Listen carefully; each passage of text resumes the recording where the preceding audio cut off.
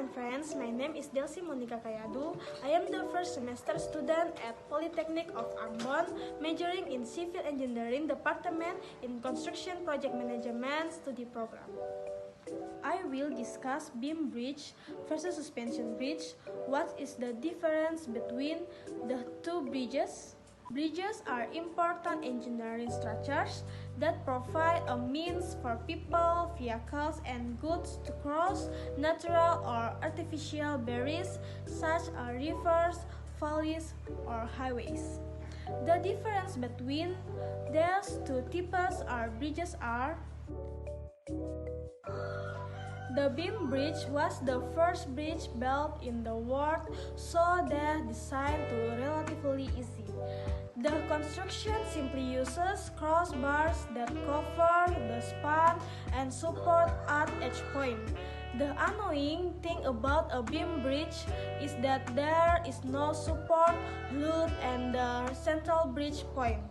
As a result, to support the load, it only relies on the load from each end of the bridge. To overcome this, it is necessary to install a pier on station as the load, support, and the midpoint. The goal is for the beam bridge to achieve a balance for forces. A suspension bridge is called balanced when the vertical pillars are connected with suspension cables. There are too few main cables to be tied, so the vertical suspenders use the tension of the bridge deck, and the main force is the used to support the bridge.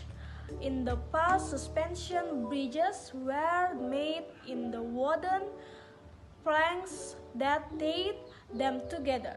But the presence of suspension techniques support long stretches over wide channels.